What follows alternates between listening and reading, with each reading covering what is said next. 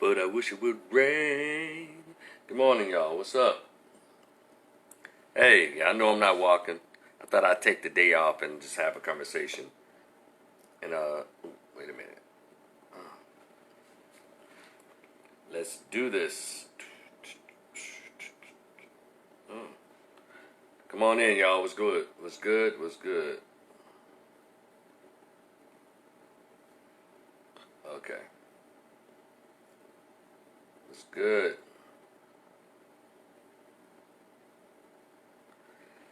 Hey, what's up? Let's go. And anybody, you guess what? The mechanism is in. Welcome in. Come on in, everybody. We're going to have a dialogue. And guess what? You get to have a conversation with me. If you want to click on it, it's a little green mechanism by comment where you can click on. And the topic is Ask Rico Anything. Mr. Donaldson, what's up? You go hard on Herschel Walker's bitch ass up. Well, Frank, won't you click in to be invited, bro? Since you gave me a topic discussion.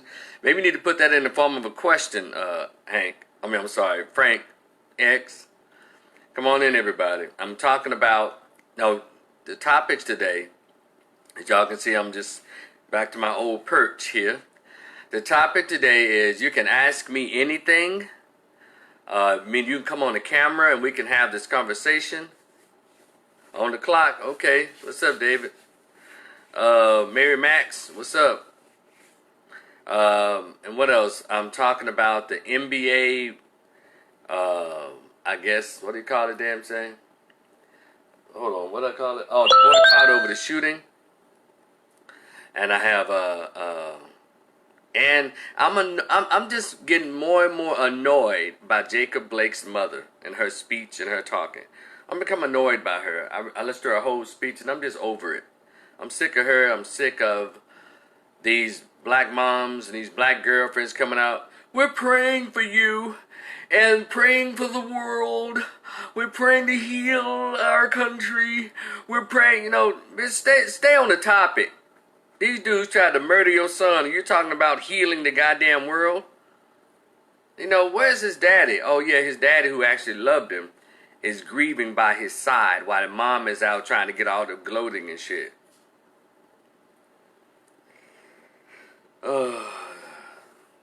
Yeah, I know, but I heard about that, man. I heard about Herschel Walker's little fruity son. I saw it, but I can't go on it right now because I'm on live, Frank. Genuine, are so-called whites genuine support of black people? Good question, Ernest. I think that there are those who are capable of empathy. I think the liberal whites can be very sympathetic. Rhonda Mitchell, Angelia Jones, good morning. And hey, Rhonda, what's up? And I think they're very capable. Yeah, that's my answer to that, Ernest.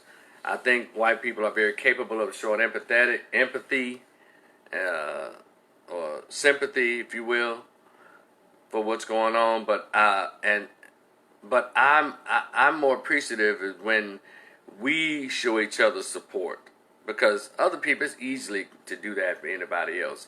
But again, there's a mechanism on here. Look down into, I think, your bottom right near your comments. If you'd like to come on camera and pose a question or say, hey, Rico, I want to ask you about what you said early in the week during your morning walk lives. If you have a question about any one of those, click on that camera. It's where you can be invited in, and I can invite you in to have a conversation. I may do this again on Friday night, so those of us who are not at work, we can actually get in and have a conversation. Today, I'm letting my body heal. I've been going at it pretty hard the past 2-3 weeks. So I got my fruit smoothie that I made in my kitchen, and now they Smoothie King for $8-9. Has apples, bananas, blackberries, strawberries, blueberries, and I have some pomegranate juice is to loosen it up, when you blend it. Smooth it. And a half a gallon of water after this. This should do it. So, this is my food for today. Trying to do better, Lord Jesus. Trying to do better. But yeah, Ask Rico Anything is the main topic of the day. If you have any questions that you've always want to ask, if you've listened to my other lives or you've listened to other commentary that I've had on my Facebook page or what have you, now today is the day where you can ask me anything. I guess you can post it up here, or you can click. I think in Mary Max is the little red button next to the comments at the bottom. Click to be invited.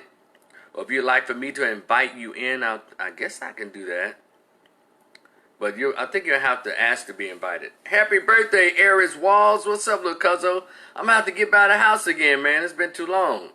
Damn, next time I'm going to see little Aria, she going to start at the 3rd grade.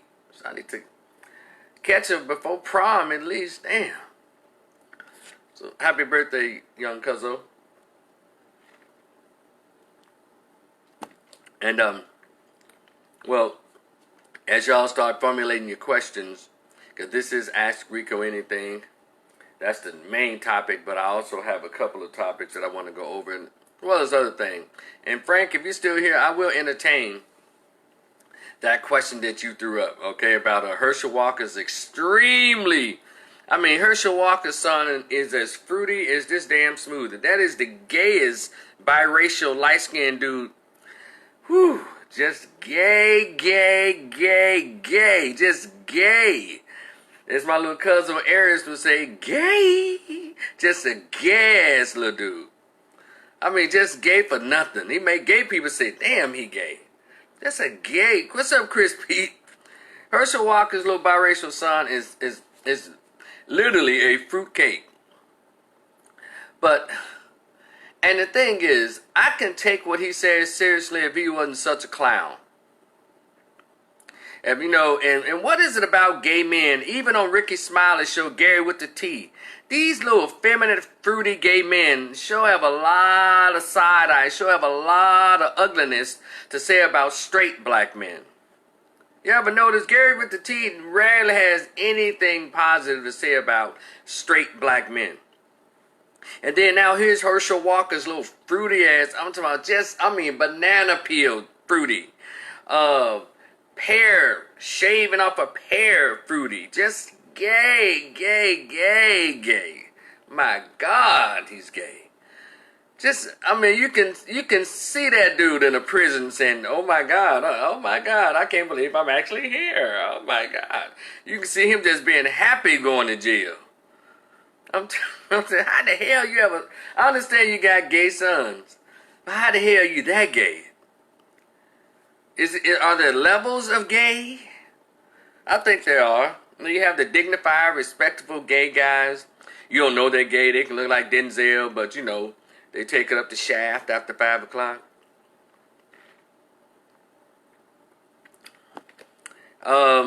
Jamal Davis, what's up? And anyone who'd like to come on camera, just click that thing. We'll have a conversation. But then you have, the guys who can't help but twitch. And they try not to hide, but they throw their head or their shoulder or do something. You catch them. Then you have what is called the clowns. They always in a parade. And all this and that shit. See, that is the part of gay that I think that America or society is annoyed by. It's not that they're homophobic. You just get annoyed by the constant clowning and the constant extra. But women seem to like that kind of gay.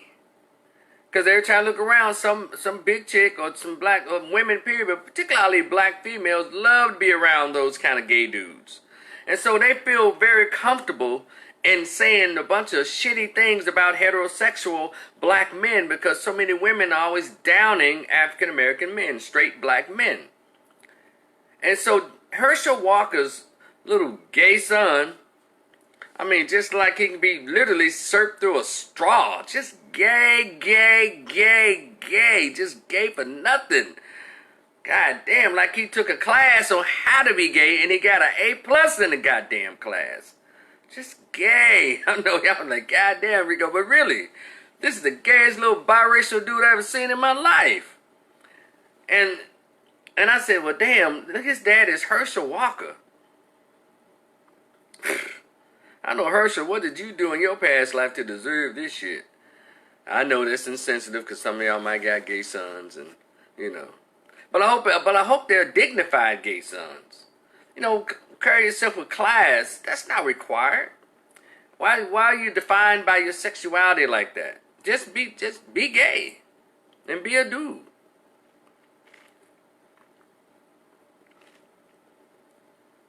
But these women be raising these old girly gays. That's what people are annoyed by. Nobody dislikes gays. They're just annoyed by the clown behavior. You're going to your average college campus today. These little clown. Oh, David said he was raised by his mom since the age of 3. David, it shows. Because this dude here is just... I mean, when he farts, Skittles come out his ass. When he belches, rainbow colors come through his breath. My God, I mean, his favorite cereal is got Toucan Sam on all the boxes. I said, oh God, Kathy, hey, this is crazy. Anyway, no positive male figures, most likely none. Unless he grew up only on Freddie Mercury and George Michael and Wham only. You know, Freddie Mercury's from the group Queen. Nicole Clark, how are you? So anyway, he got his ass. Want to say something side-eye about black men. Stay with the women, you get pregnant. Stay with your family. Men, don't run away from your families. Men, stay with the women, you get pregnant. Men, I'm like, dude.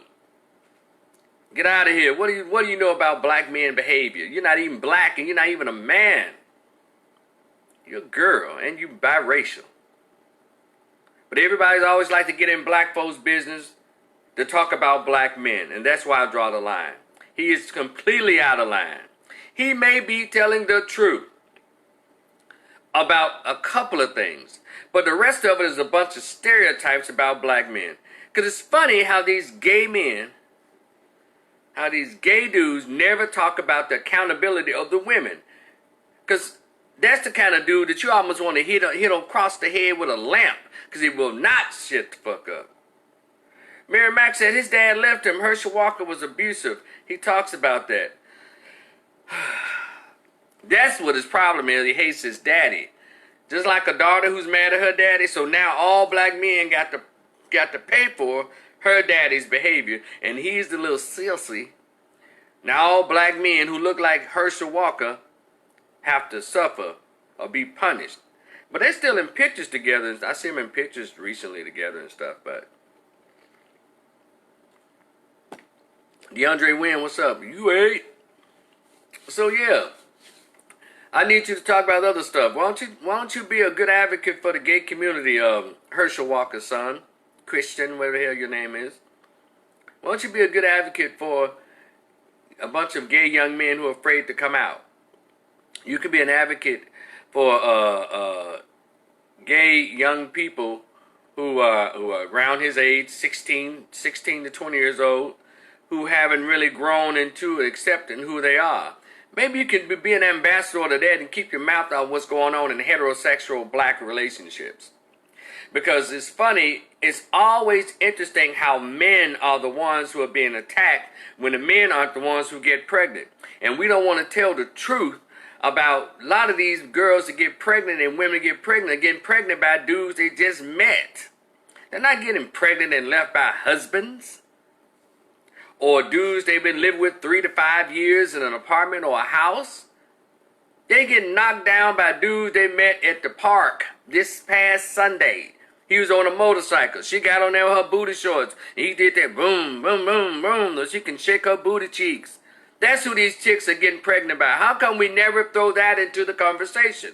Because it means that women will be held accountable for their fuckery, for their choices. So whenever they have these male-female conversations, they always try to say, you know, it takes is 50-50. That's not true.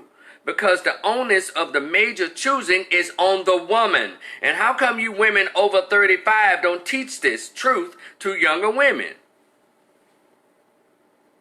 So people like Herschel Walker's little fruity ass son won't get on here saying, stay with the women you had your baby by. Stop leaving your families. Let me stop right there.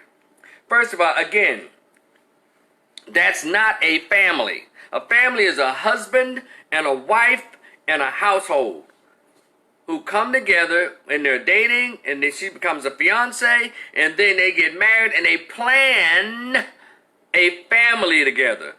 All these chicks getting pregnant by dudes they meet on Instagram, Plenty of Fish, at the party, at the club, or a Bible study, when they met at the church. That's not family planning.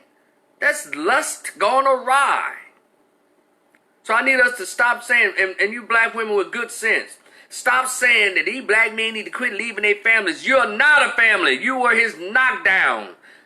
And you decided not to take birth control, and you decided to have a baby out of a knockdown situation.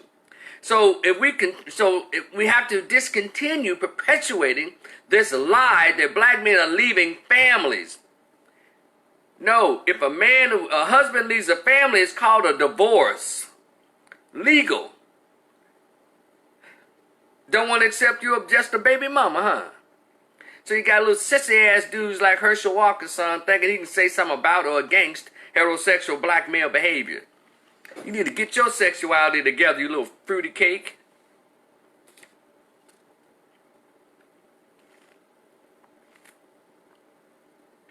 So shut the fuck up, Herschel Walker's son. Frank, that's my response to that. I've been seeing him. You know, I can't accept anything he says as can't take it seriously. Like, dude, shut up. Move on and worry about you and your daddy and your white mama and how y'all can get along. And maybe you can become an ambassador for young biracial kids or white kids who are afraid to come out of the closet between 15 and 22 years old. Maybe you can be an ambassador to them. Teach them about your struggle, young gay biracial dude. And keep your mouth and your mind off of black heterosexual relationships. You have no experience in that department, young fella. Stick to what you know, being biracial, being sexually confused. Stick to what you know and get your mouth off of black men, heterosexual masculine black men. All right. The NBA. If y'all were listening to my live yesterday, or day before yesterday, I was saying the 3 things, or at least 2 things, that black men can do to end this shooting of unarmed black men. It has to be something done as a unified group, because only black men will be able to do this. Eric E. Will Williams, what's up? Only black men will be able to stop these shootings. If we don't want to go the real route, you know, the good old, oh, you shot me, I got you route, at least make it economics.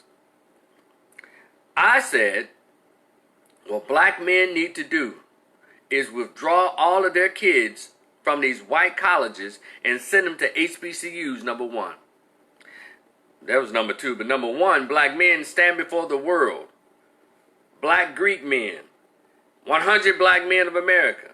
Black Hebrew Israelites, all 5 and 10,000 of y'all lined up in Memphis with your purple and gold on, making a statement. Fruit of Islam black dudes. Black men, period. Heterosexual black men coming together. 1 million of us making Chevrolet, hey girl, what's up? Making a point to say to the world, no more. Then we began our economic boycott. Get black men get your children, your sons out of these big white schools football teams. Transfer them all out and put them in HBCUs. Even if your daughter, she's a top player in their basketball, get your black daughters out of those schools and put them in the HBCUs. Next thing you do, black men, withdraw all of your monies out of these white banks and put them into black banks. I think it's about 12 of them. That's okay, because if all the black men did that, they'll have to open up more banks. If we all did that same thing with HBCUs, guess what? We'll have the same endowment as a Harvard or Yale. $2 billion endowment, $150 million endowment at least, if we did that. You know, the same money that we can make when we go see a goddamn movie like a fictitious place called Wakanda. No damn well black folks in real life don't like each other like that. $1 billion plus. That is what black men can do.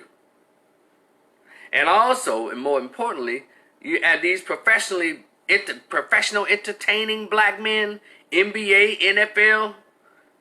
Now, they're doing a smidget of it. They're canceling games. But it would be so ideal if all of the black athletes said, fuck the NBA, fuck the NFL. And oh yeah, these black men that love to watch the games on TV and watch and wear the Dallas Cowboy paraphernalia and stop buying that shit and stop buying the tickets and stand up for yourselves. They're murdering heterosexual masculine black men. I don't understand why black dudes are sitting their asses around here like they can't do anything. That is what was, let me tell y'all something. Those acts alone will have politicians scrambling to change these damn laws and to punish, actually punish. I'm not talking about put them on leave, but also fire them and erase their pension, give their pensions to the families of the murdered young black men, unarmed black men. Then you'll see some change. But until black men realize that they're human beings who deserve justice, that's the issue we have. We have too many black men. We've got 20 million black men. We can't get 10,000 of us together to make any kind of political or economic change that is needed in our community. It's a damn shame. It's a shame. Rick Brown, what's up? So I'm not upset what other people are doing or not doing. It's all on us. And to all these folks out here talking about, well, we need the numbers of other people. Shut up, you cowards, because Jews don't never ask anybody for anything when they taking somebody down like a Nick Cannon. Italians don't need anybody when they taking anybody down, refers to one of them as a Fredo. Asians don't need anybody when they're taking someone down who refers to them as Slant Eye, Gook, or Charlie. But we're the only group that needs other people to march with us, to stand with us. What's wrong with the Negro in America? We got 500 years, I guess, to research to find out. That's what I'm talking about. Black male unity. That's all we need. Because see, when black men unite, everyone else automatically benefits. But when we unite appropriately, then we get the benefit. But when we're not united, well, black men die and other people get paid. When black men are alive, other people get paid instead of us. Do you understand how this works? So I can appreciate the many steps that they're taking. Boycotting Game 5 and all this. I want them to all withdraw from the NBA. And let me tell you something about you motherfuckers on here. And I've seen a couple of articles on Facebook, a couple of commentaries. There's something wrong with black. Look, y'all, I don't know everything, but goddamn it, I swear if you believe a God before the clouds, I know something. I don't claim to have all the sense. When God was giving out sense and we were standing in line to get it, I didn't drop out of line to go play PlayStation. I stayed in line until I got my portion of sense. I think a lot of folks broke line to go have lunch or go have some drinks or go play PlayStation. I didn't. So we're all given our portion of sense. And I try to use mine as often as I can, as much as I can. Mike Bowles, what's up, man? So anyway, it's just amazing how we don't understand the concept of coming together economically and politically. So you black dudes right here writing these old punk-ass articles. Well, I think it's stupid that they boycotting the game. Well, how they gonna get paid? These motherfuckers already paid. They already got $20 million or more in the bank. What are you talking about? These ain't no homeless people boycotting. These are multimillionaires. They already have their money. I've never seen a bunch of broke motherfuckers care about the welfare, the economic welfare of rich people. It's something weird about that. But you know what that really is? Black people think like white people when we come to other blacks. It's called cognitive dissonance in a sense. Nigga, get over there and shut up and dribble. That's what y'all might as well say. And what the white woman said about LeBron James and everybody got mad. What's her name? Laura Ingraham and shut up and dribble. Well, that's what y'all telling black dudes. You black dudes that love sports. Y'all telling black dudes the same thing. Shut up and dribble. When they try to do that a little bit, I don't think they should. Because you won't get to watch basketball on TV, you sorry. I didn't think I could run out of cuss words. I just did at that time. Ladies, I understand when y'all be talking about black men. Where are they at? I'm a black man, I'm witnessing this shit. Something wrong with black dudes. There's something wrong with the American black male. He's a pushover. He's a pussy. Of course, let me say this. Not all. But it's weird.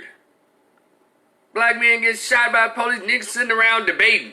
Or they rather not talk about it. Man, what LeBron said, man told the truth. LeBron ain't said shit. He's another coddled and cared for gated community as multimillionaire Negro. He's special. And wish y'all stop, allowing the white media to push a damn athlete up to be the spokesperson for black folks. They'll never give me the mic. They won't give Dr. Umar Johnson the mic. A brother on the internet by the name of Irritated Genie the mic. Don't ever give no brothers and sisters who are telling the unadulterated truth about racism the mic. They always give it to these old bought off contractualized niggas the microphone. Because we'll tell the truth about what's going on. And they don't hardly give black men the truth, the damn microphone, unless we're an NBA player, NFL player, But I can appreciate those guys who appear to have their own mind in the NBA, like that Greg Hill dude. I think that was his name, played for the Toronto Raptors. Cats like him. But y'all can keep Doc Rivers' old crying ass. They forced me to see my color. Nigga, please. You mad because they showed you that you black? That America shows you that you black? Something wrong with the American Negro. There's something wrong with America. But you know what? I say that, but I'm knowing what the answer is. Black men have been just destroyed since being brought over in the Bowser ship about 10, 12 years before they brought black women over. Oh, y'all know that? Black men were here first, about 10, 12 years, way before they brought black women over. And Louisiana is one of those major ports, southern Louisiana, where they did the bulk of the buck breaking, beating black men to submission, anally raping them, orally raping them in front of their children and their women. Hundreds of years of buck breaking black dudes.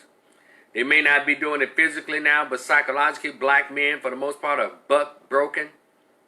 When it comes to white folks and white male power structure, I can understand that a lot of black dudes are fucked. Then in the late 60s, early 70s, they took him out of the household in the agreement with the black female. She signed off on it so she can get an extra purse or an extra wig, Section 8 food stamps, welfare payments. Lyndon Baines Johnson kicked it off and they just continued it. Now in the late 90s, early 2000s, they want to yell, we need more fathers for our young men. Just, bitch, if you don't shut up. Every time you decide to have a baby by yourself, you decide that child doesn't need a father. Every time you have a baby out of wedlock, you decide that child doesn't need a father. So I get sick and tired of chicks always, we need our black men to come and get these young men. You had one. It was called It's Daddy. So y'all cut the bullshit out. People, listen. Again, when we was in line and God was handing out sense, I didn't break the line to go have lunch, to play PlayStation, or have drinks. I've stayed in line and waited till I got my sense. So I don't have it all, just my portion. And I listen when people are talking. And single motherhood is a goddamn choice. And you divorced women, you're not a single mother. What makes you a single mother? If your husband is murdered or he dies, that would, to me, will legitimize you as a woman, single woman raising children. But if you're a chick in the 9th grade and decide to have kids, you're a single mother, period. You're a single mom. You chose to be a single mother. Or you're a 25-year-old woman, 30-year-old woman, just having a baby. Well, you chose to be a single mother, and there's nothing to get a pat on the back about. Nothing. So let's stop celebrating that bullshit. When I hear a chick say, I'm a single mother, what registers in my head that you are irresponsible with your vagina. You didn't know what to do with it. So it's like handing a loaded gun to a 3-year-old. What about the men? He can't get no pussy without permission.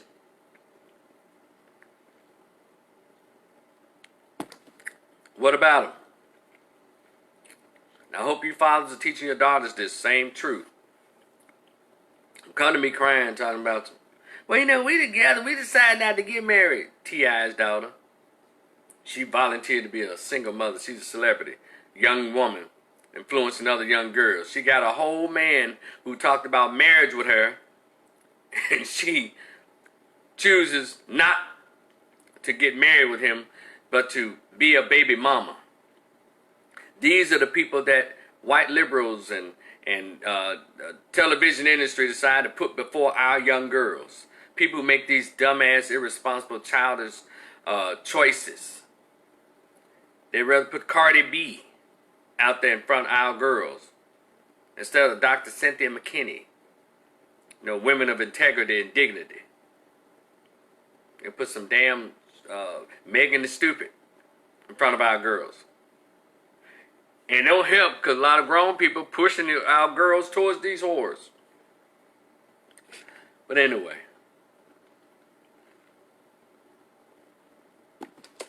Let's still ask Rico anything. You can get on camera if you have any questions about whatever it is that you want to ask about any topic or what I've just said. Think you can press the little green thing there and just come on in if you want to. Or pose a question. And then my thoughts on Jacob Blake's mother. Have y'all read? Who in here, by thumbs up? Who's listened to the bulk of her speech, her press conference?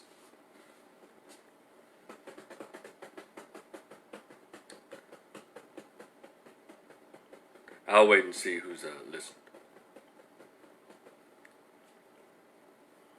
Who's listened to the bulk of her press conference?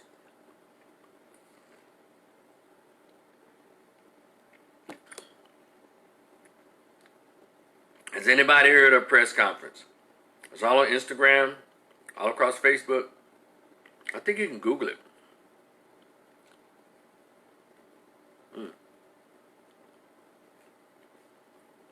I think you can Google it. And it's completely off topic. Her speech is completely off topic. She talked a few seconds about her son, then she went into this speech to the United Nations. And he would be unpleased. Stop trying to act as if you're delivering this grand speech. It's displeased, ma'am. And by the way, she's speaking as if the man is dead. If he were to see the things that are going on, if he would see the violence and the damage, he would be unpleased. He's not dead, ma'am.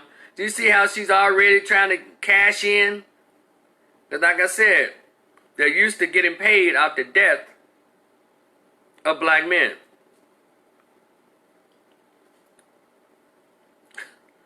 So the man is just paralyzed, and I hope it's not permanent paralysis. I just hope how his body is it's shaking a little bit, and it's going through that. And I hope he's able to pull through in the next 6 months or 12 months or however long it takes for him to fully recover.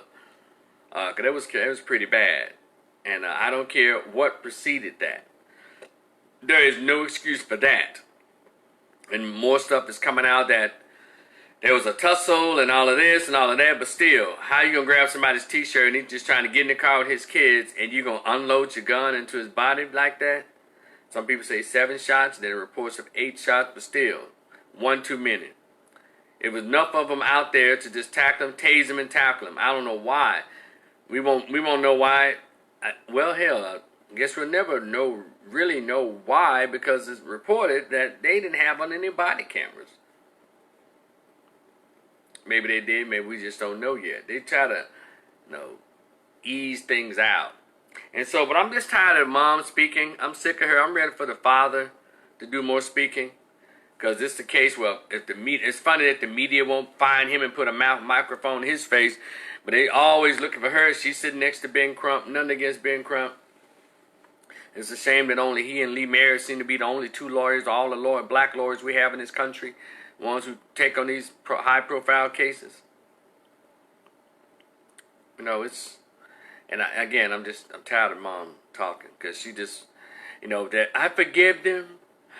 We need to heal as a country. We need to heal. And God said, who told God did not make just one person? He made all of us different. How dare you try to be upset about thinking God is supposed to only make one of you? He didn't make one tree, one area of grass, one goat, one horse, one cow. He made many. I'm like, shut up, lady. That is not the point. But she wanna stress that 15 minutes of fame based on this man's attempted murder. But that's how they do. And I'm sick of it. And we have to learn to forgive. What did he do? Why does he need and ask for forgiveness? What did he do? Ma'am, that's what you need to be talking about. That's the question you need to be posing, ma'am. Ms. Blake, or whatever the hell your name is. I have a feeling they didn't even grow up together. I think him and his father are the close ones, and the mother just happened to be available. Because she tried to do that fake-ass cry. Not one tear, one bubble of snot or anything came out of that woman's face. Let you know these chicks are mean. Hardened. His sister was more believable than her. She said, look, I'm tired of crying. Damn it, I'm tired and I'm angry. Now, that's what I expected. You watch the video of your son or your brother or your father get shot like that. We want to pray. God has put it on my heart for us to pray for everyone, and we should heal our country. Heal. Like, bitch, if you don't shut up with all this healing, you're about to make me hurl. Because it's unnecessary. Like she was given a script that she had to rehearse before the cameras came on. And I'm sick of this behavior. Every time I look around, and isn't it interesting they have all this forgiveness and healing when a white cop shoots somebody black? These white mothers come out, and y'all, and those of you women who understand why I go in so hard, y'all might need to read this book called Daughters of the Trade, where sisters back then started volunteering to live with the slave master. Say, like, I'm tired of this shit. Maybe if I go fuck him and have a baby by him, I can sit on the front porch with his white mistress. In so many words. They were volunteering to have orgies with the old plantation owner and the overseer. It's like that today. So she has that bed-wenching mammy spirit about her. That mother. I call it almost like a coon fest. Like she's up there cooning for the world. Cooning for white America. Because it's not about us. Y'all knows when these people speak, and we're the ones who've been injured, or people who look like us, they always seem to be saying a speech to white folks. Let me tell y'all something. You ever watch this movie called Talk to Me with Don Cheadle? He played Petey Green. And Petey Green's manager was probably related to Catherine Hughes, who owns TV1 and all that. Kathy Hughes. Reality radio. Yeah, that chick. Well, he got him. He wanted to be like his manager. He couldn't do what Petey Green did, so he pushed Petey. And Petey was just a regular hood dude about the people in the community. He's just saying his stuff. He would wake up and say, "Wake up, goddammit," stuff like that. And he put Petey on the world stage with Johnny Carson. Then I guess it was the late '60s, early '70s. Johnny Carson is the whitest talk show next to Ed Sullivan and all those shows. They all had an all-white audience. And Petey Green said something, and I'll never forget in the movie. He said, da da da da da, it's Petey Green. And that guy who's the other radio guy, whose last name Hughes, he was just ecstatic. Yes, because he loved Johnny Carson. That dude, Johnny Carson was his idol, so he wanted Petey Green to get on there. Yeah, do great. Petey said, look, how y'all doing? Respectfully, Johnny and Ed, I know y'all expect me to come out here and do a bunch of nigger jokes and make y'all laugh, being a clown and all that, but I ain't got nothing to say to white folks. I ain't got nothing to say to y'all. And Johnny Carson looked, and that dude was livid. I mean, when Petey walked off that stage, what the fuck you doing? Why'd you do that? You blah, blah, blah. And got mad because he didn't clown for the white man. And that's what we seem to like to do. We like to go out there and cheese and grin for white America whenever something tragic has happened to us. Petey Green like, damn, we got riots going on. Police done killed the Panthers and shit. I'm not out here to make y'all laugh. I know y'all want to hear a bunch of nigger jokes. See, those are the kind of black folks I admire. They don't hold the highest posts in these positions that we tend to flock around, and they're not the richest. But one thing they're rich that Obama will never have. One thing they're rich in that Michelle Obama will never have. They're rich in character, they're rich in soul, they're rich in their race. Those are the people that I'm drawn to. For those of you who wonder, well, how come Rico never say nothing positive about Obama or Michelle?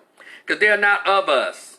They were created by others. Debate me anytime you want to. I like the folks who are rich in culture and in soul and in our race. Not these Negroes who were propped up and put up by white folks. They cool too, but I know who they are and what they're about. But the Petey Greens of the world, the Malcolm X's of the world, the Harriet Tubmans of the world, the Sojourner Truths of the world, the Ida B. Wells Burnett of the world. See, black women don't like those women. You like these manufactured black chicks. You'll take a Kamala Harris, a mulatto who never called herself black, but you'll disrespect a real queen like Omarosa, an actual black woman. Now listen, there's a problem. But somehow I'm drawn to her, Omarosa, because I don't give a damn what you say. I know what black is. I can see it in your face, and I can hear it in your voice, in your spirit, because I'm a real black dude. I know us. I can feel it ancestrally. A lot of us don't. We're compromised. We're confused.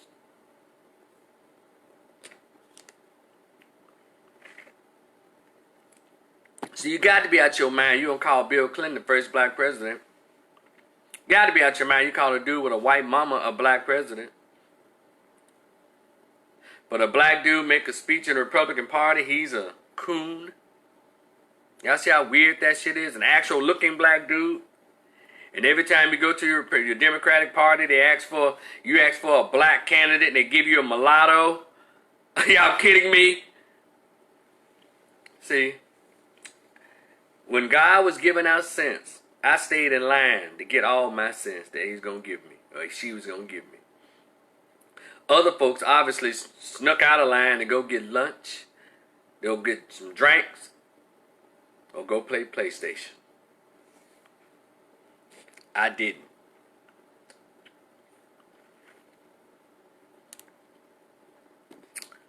So those are the kind of black folks I like. Now they all not on TV. It's funny. All you gotta do is be on TV, and black people is all in your face. You know you can't get on TV unless you leave your blackness at the door. Did y'all know that? You can't get on CNN talking about stuff. You know, if you're a man, you can't get on CNN and all these shows, and because it's like a ritualistic thing. Can't work in Hollywood and all that and still be straight and black and you about your people. You may get in there, but you're not gonna have any major black blockbuster success. They'll let you do little bit parts because they create the stars for a reason, not for you to lead your people out of Egypt, I guess, as they say, not to be a Moses to your people. That's not what they let you in Hollywood to do that. And it goes back to these black athletes. They can't lead, they can't be Moseses and lead black people out of Pharaoh's harm or harm's way by way of Pharaoh. They can't do that. They're under contract. They're contractually bound to servitude under that massa. Am I hating or knocking? No, I'm just telling y'all how this shit works. You know, we got a lot of smart blacks out here, but they don't get any shine. Brilliant.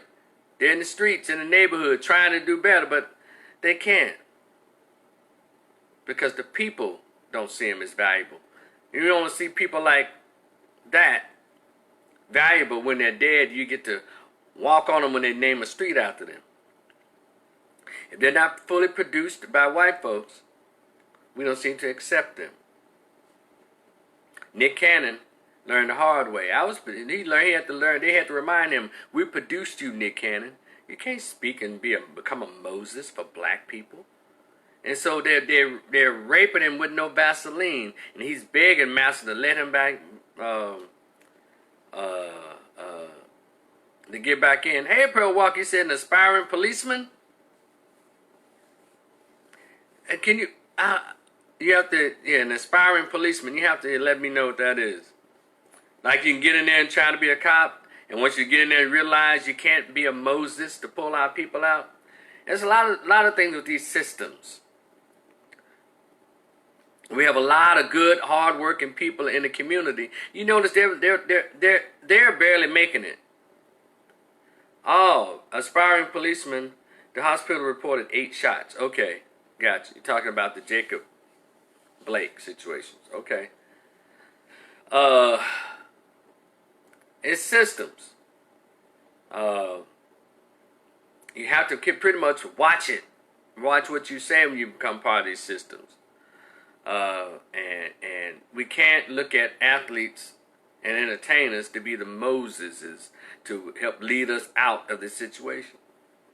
Now, they were able to do it in the 50s and the 60s because the era had come about where black power was the thing to do, the thing to be. Now, not all the black folks gravitated towards that, but it was a lot of cool people who rose up in that movement. And when Whitey disapproved, that scared a lot of blacks. And that's one thing about it. When Whitey disapproves of what a black is saying on behalf of black people, other blacks get nervous. Well, wait a minute now, because I was able to send my kids to good schools. I was able to, be in this gated community. I don't think I want that smoke. Nobody really wants that smoke. But guess what? Jesus didn't want that smoke either, but he understood he was given a call and he had to. Think Harriet Tubman wanted that smoke? But she understood that something had to be better, and she was given a calling that was bigger than her. Y'all think Nat Turner wanted that smoke? And that's why it trips me out when people who are really fat off the calf of white supremacy, you're able to find a comfortable spot and you want to stay there, but still you want somebody else who has a lot less than you to sacrifice so you can continue your comfortability. That's the stuff that pisses me off. Dr. Frances Cress Welsing should have been bigger than what she was. But the masses of blacks, and then we talking about this women. That woman's supposed to have been bigger than what she was. She spent 40, 50, 60 years of her life as a medical doctor, psychiatrist, trying to teach us about the negative impact of white supremacy on the psychology of the black man and woman. We didn't invite her to our annual conferences. I mean, big ones. I'm talking about the ones we had like 50,000 blacks show up, like the Essence Festival and shit. And women, your big conferences, you'll never invite women like this. It's weird. Marcus Davis, what's up? You know, Dr. Joy Leary should be on the lips of every other black woman in this country who talks about post-traumatic slave syndrome. But she's not Michelle Obama. Woman, all she talks about is breaking down of the family and hating on black boys. That's who y'all want, because she's been presented by white folks. Y'all know what I'm talking about. Dr. Julia Hare, brilliant. Had the pleasure of meeting her a couple of times. Brilliant black lady. Didn't play. Miseducation of the black child. Re-education of the black family. But she was rarely invited to these big women's gatherings of black women. Was she ever at the hold on a second, let me turn this. Was she ever at Essence Festival? A lot of black women could hear her. You understand how this thing works? It's weird. No. And black men, we ain't no better. Yeah. We know about Dr. Umar Johnson, but only through the controversy. He got a little shine when he was on Roland Farton or Bowling Ball, what's his name? Roland Martin's show when he's on TV One, and he mopped the floor with all of them, and we still like, well, you know, he got that school.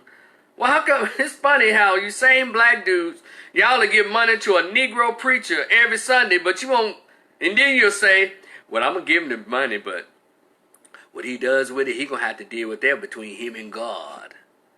But y'all wouldn't send the money to Dr. Umar Johnson, who told you, look, I got this property over here. You want to build a school so our children can have their own school. If you had sent him $5 million, like way you do the preacher, we probably would have sent the school. It's the weirdest shit. If they're not presented by white folks, we don't want to deal with them. We find everything in the world that's wrong with them. And we're going to have to cut that out. You know, other people had to go on their own. Everybody that y'all read about, that you say that you admire now, those people had to go out on their own. Because when God gave them instructions, orders, they was by themselves. You say, well, what about Dr. King? Well, Dr. King was presented by white folks by way of a bunch of gays and Greeks. But when God gave him his actual instructions in 1966, those same gays, those same Greeks, those same Negro preachers separated from him because they understand. See, the devil knows when God is speaking. Come on, y'all. I don't even go to church and I got this much goddamn sense. And they get away from him. From 1967 to 1968, he was deemed the most hated man in America. Not because he started robbing and stealing money, because he started speaking the truth about reparations. And let's all be honest, that those kind of blacks we don't want to get next to, because I don't want nobody white to know that I'm cool with them or I support them. Kevin, what's up? Sharonda Washington. That is what's going on. And we still doing it. We'd rather go down a sinking ship with a white people produced black person than go with the one that y'all labeled militant. Those are the ones you should be following and monetarily supporting. Why don't we understand that? Oh, you a little too radical. See, all these names that marginalize those blacks. I don't like that. She's too radical. He's too militant. You know, I can't stand it. I hate it. Because I was called those same names, still get called, and I rebuke them. Because all you're doing is calling somebody militant out of fear. But the same people that we hold so dear, those folks had to walk alone when they were alive. Dr. King was by himself. But y'all like that Dr. King. You like the one that the gays and the Greeks convinced him to let dogs bite him in his ass, and women get their breasts bit off and dresses torn off by the police and the water hose. But that's the one that y'all like. Sit down, forcing yourself to go to a goddamn restaurant where somebody told you I don't want you there, and you still go over there and get hit in the head with ice cream sundaes and shit and plates of food thrown in your face. And who would eat somewhere where someone tells you I don't want you there? Who does that? Except for a retarded motherfucker. Who does that? Even today, about 2 summers ago, this Negro here in Dallas, he was with his 3 white friends. And he went into this restaurant, or thought he was going to go up in there. They let his 3 white friends in. They went in there, but they told him, you can't come in here with those tennis shoes. He was so offended. He was livid. He went to the city council to complain about that business. I just shook my head. Something wrong with the American Negro. Do you think if somebody told me I don't want you here, you're going to let me in? You know what? I'm going to force you to take my money. What's wrong with the American Negro? Y'all understand? See, racism, white supremacy is what it is. But we won't even do the reading to try to combat and understand it. Aubrey Gooden, what's up? Why don't we understand? We can change this overnight, but we have to do the reading and understanding. And and when people talk about, the Lord saved Jesus Christ and all that, shut up. Because he's alive, y'all throw him to the wolves. You throw him to the wolves. He making white folks, man. I got to keep my job. He right here fitting white folks. I ain't going up there. We still do the same stuff. Now, am I asking everybody here to be extra militant and all that? You probably need to. Anytime, let me tell y'all something's going on in my hometown of Memphis, Tennessee. Y'all ready for this? Memphis has forever had one power company. Over 600,000 people in one goddamn power company. And it's so interesting. And Memphis is over 65% black. But they get handled like we're still in old apartheid South Africa. Black Memphis acts like they're still under the rule of Jim Crow law. I'm telling y'all what I know. Because I'm from there and I go home and visit. It's terrible how blacks there act so defeated and so ignorant and so backwards. It's ridiculous. That's one of the reasons I had to get my ass out of there, because I was always drinking and I was always mad because I was one of those community activists that saw every time I got on the Negro preacher or the politician and told hunkies where to go, the preacher and the Negro show up and all the folks I thought I was speaking for, they crowd around those motherfuckers and tell me, Rico, they ain't so bad. He one of the good ones. I'm like, get out. Let me get my ass out of here before I fuck around and pass out in the middle of one of these streets with a Long Island iced tea in my damn hands.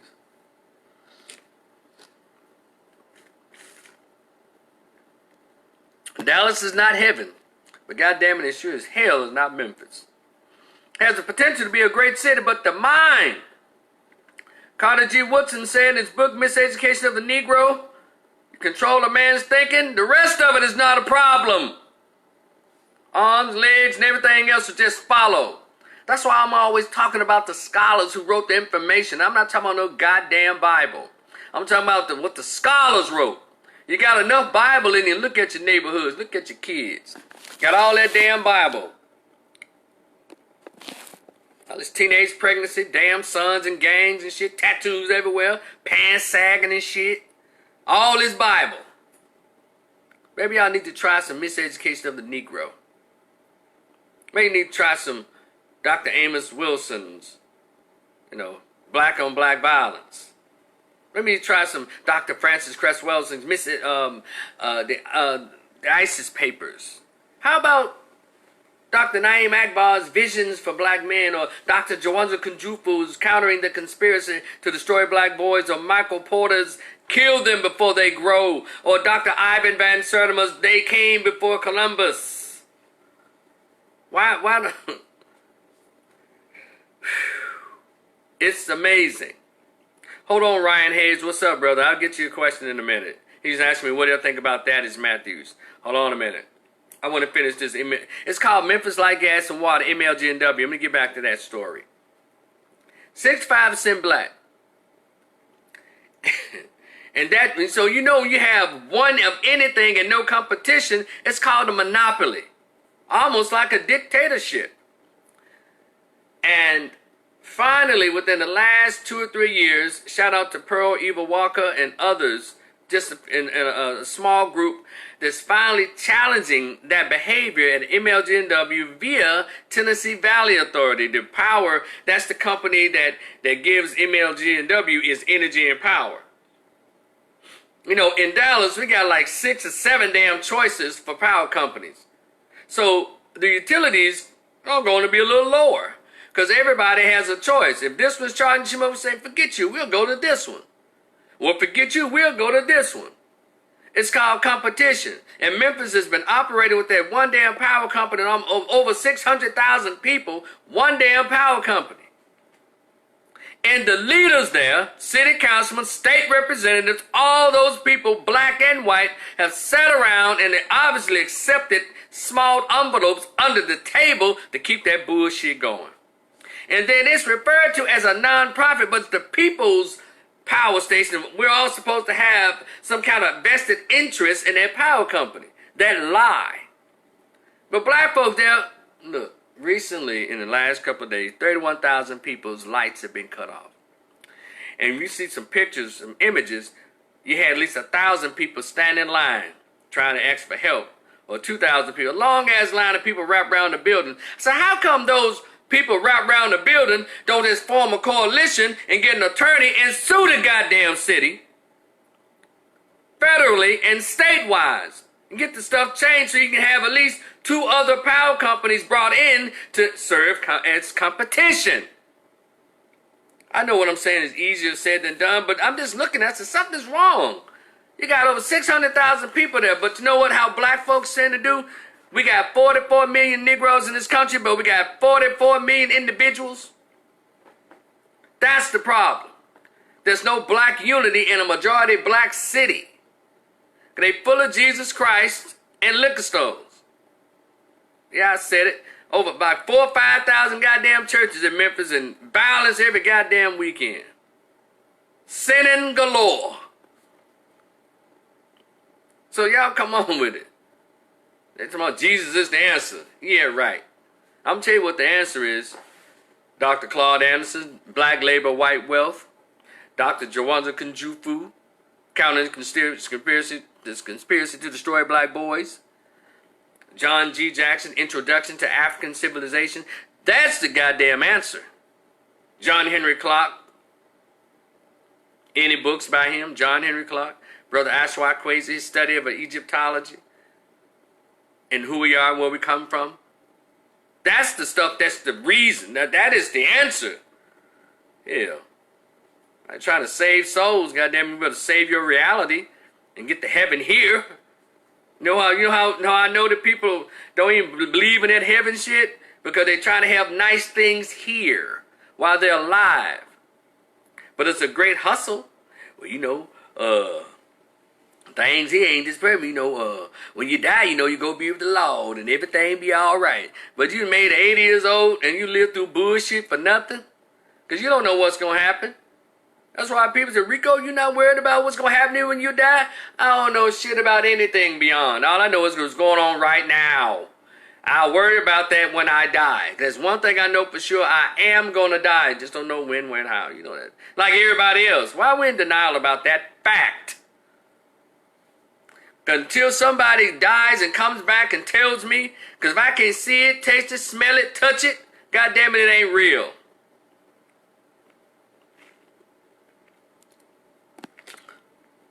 We need to shake that haze. Shake that spell of fiction. People are actually suffering in real life. Talking about some goddamn heaven.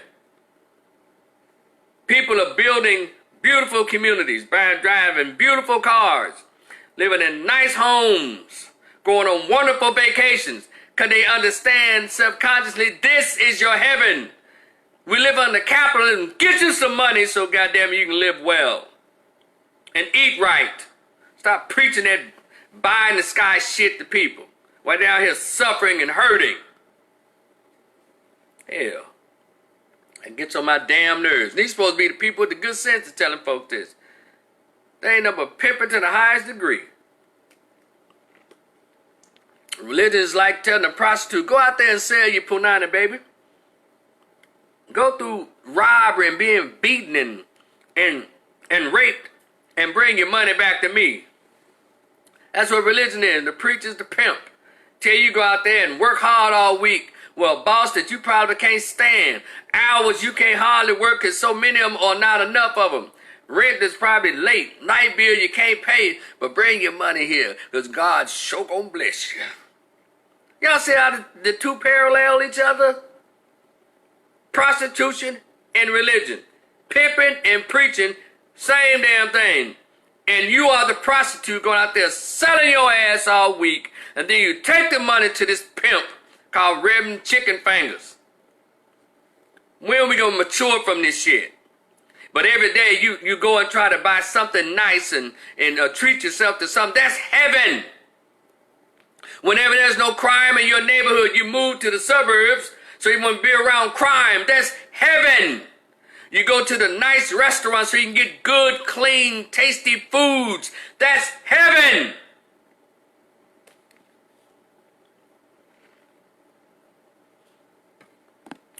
So why do we keep perpetuating that goddamn lie? I know some of you are shaking your boots. Like, Rico, oh my God, I can't believe. Ladies are clutching your pearls. Oh my goodness, Rico, what's wrong with him? Nothing's wrong with me. I'm going to say it again. When God was giving out cents, I stayed in line to get my portion. Some folks broke the line to go have lunch. Some broke the line to go have drinks. Some broke the line to go play PlayStation. I stayed in line and got my cents. And so Memphis is sitting around there under this tyranny of ignorance. The tyranny in Memphis is not the politician, not that little backwards cracker-ass mayor. The tyranny that black Memphis and so many black neighborhoods live under is called the tyranny of ignorance. We absolutely refuse to read. And then those of us who are supposed to have good sense, you know what you do? You black politicians, you black preachers, you handle those poor blacks, those ignorant blacks, the way white folks handle blacks, period. So you manipulate and try to use them. That's what you do. That's what we do to each other. We get leeched upon, so we become the leeches of those who we believe, come on somebody, that's the least of thee. And that's how we behave. And the shit is out of order. That's why I don't have anything nice to say about no preacher. And please don't throw up no damn, well, you know, our pastor, what's that motherfucker name here in Dallas? Any one of them. The IBOC preacher here in Dallas, Bobby Rush, Ricky Rush, Pastor Haynes. Don't give me this shit. Because if he's a Negro preacher preaching out that Bible, he ain't no different than the plantation preacher used to preach to the slaves. Obey your master. And when you die, you're going to be with the Lord, having some drinking milk and honey. Put the two together, you're going to run your bowels off. So don't tell me nothing about no damn Freddie Haynes. Don't tell me nothing about no Ricky Rush. Don't tell me about the motherfucker with Pastor Evans over at that church, whatever that damn church is in Oak Cliff. Don't tell me about these Negro preachers. If they're not teaching what Malcolm was trying to teach us, they're the same Negro preachers. Yeah, they can wear all the African garb and do the African quotes, but you gonna do the work that Malcolm was telling us? No. If they was preaching the truth about single motherhood, if they was preaching the truth about out of wedlock births, if they were teaching the truth, they wouldn't have no goddamn members. Because y'all know the main membership in these Negro preachers' church is women. If you don't tell women the truth, society and your community gonna continue to be fucked up. But you can get on the men all day long.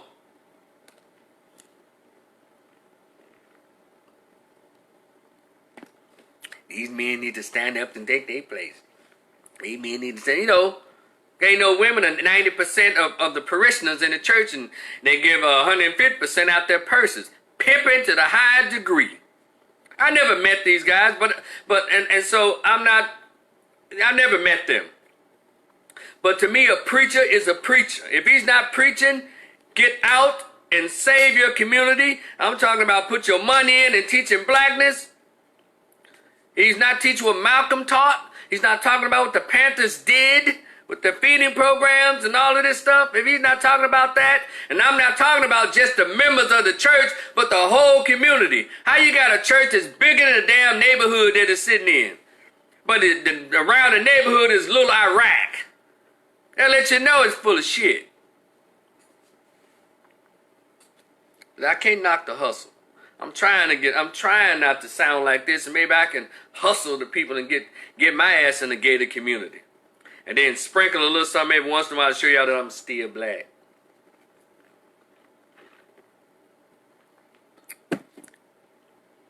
That's how this stuff works. That's the stuff we need to be talking to each other about.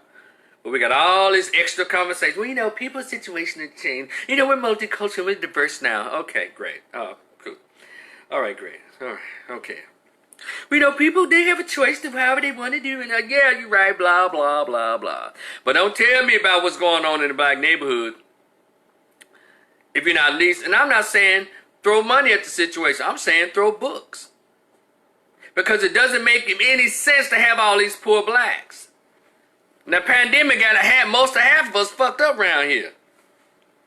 I'm talking about when there's no pandemic. I was like, what the hell is an 18 to 30-year-old doing poor? If you're not retarded. If you're not in a wheelchair, you can't help yourself. If you're not bedridden. What are you 18 to 30 years old doing poor? 18 to 30, you're at your strongest in your youth. You should have your ass in somebody's college or military, or you should start a business by 21 years old or 25. Or working somewhere. Or traveling to the work if you don't want to start a business. You're young enough, instead of spending your money on Jordans and shit, that can be a bus, a plane, or a train ticket to a city where you can work. See, that's the bare facts of how people are doing it. And first thing Negroes are talking about, well, they need to get out and vote. What? Vote for what? Why don't we encourage them to be black and understand the power of who they are? And number two, get off your ass. Stop smoking blunts. Stop guzzling liquor. Stop popping pills. Stop getting all these goddamn tattoos. And get out there and grab a book and read it. The one that talks to you about how to create a skill. The one that feeds your mind so you can get that self-pride and so you can navigate your way through this world to create your heaven. Yeah, you ain't gonna have no heaven thinking like a nigga and living like one. Keep telling y'all, I grew up poor. I grew up in foolishness. Pimps and hoes and fighting. And so, but my mother told me often, and my brother and my sisters, I don't care if you were born and you was raised in a barn, you don't have to look nor act like an animal. I want everybody to write that down and put on the side Rico's mama. Because that's where the credit goes to. And we push that philosophy to the blacks in the ghetto, then you'll be talking about something. You can buy them all the book bags, give them all the free bikes at Christmas. You can do all this other shit. But if you don't give them something that they make them responsible for their own reality, you ain't doing nothing but putting cologne on their mustard arms. Deodorant on their mustard arms. That's how this works. And somewhere we lost that after 1965 when Whitey said it was okay for us to move next door to him. Or it's okay for us to send our children to his schools. That's when we lost our black pride. Like we can't even do the basic shit. Yeah, when black folks was poor out the plantation, they built colleges, opened colleges, built communities, had businesses. So this shit ain't about no damn voting. Asians are barely about at 4%. Wherever you go around, you see Asians that got their own businesses. Yeah, they making money off Negroes in these hoods. Children go to the top-notch Ivy League schools off of your money, your food stamps, your little buying the loose cigarettes and all that shit at their corner stores. And getting their loose meat cut in the back. Yeah. Y'all seen children grow up. They've been to the finest schools off of your money in the ghetto. And your child around there getting arrested and shit. Or she thinking she need to go sell some coochie somewhere or go become a stripper. While I hit my Ming Ling's daughter, graduated top of her class at Stanford. It's priority. Black pride.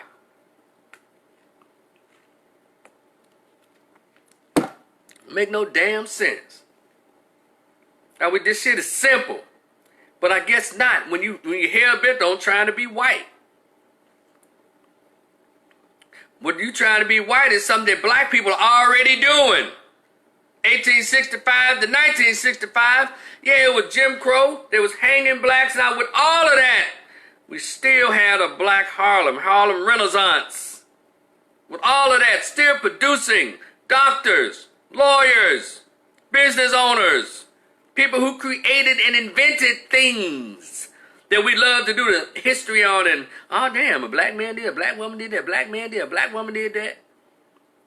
We don't even push those people. Those kind of creative minds seem to be pushed by when they get in a white environment. Those same black kids that we walk past and ignore in our black neighborhoods, soon they go to another white neighborhood, those kids flourish. There's something wrong up here with us. It's not the lack of Jesus Christ. It's not because of the lack of the Bible. We got plenty of both. It's the lack of Dr. Carter G. Woodson's miseducation of the Negro. It's the lack of Dr. Francis Cress Welsing's The ISIS Papers. It's the lack of Dr. Joy Leary's post-traumatic slave syndrome. It's the lack of Dr. Jawanza Kunjufu's Counting the Conspiracy to Destroy Black Boys. Michael Porter's Kill Them Before They Grow. That's what's going on. And if anyone like a copy of my black book list, just send me an email address in my messenger.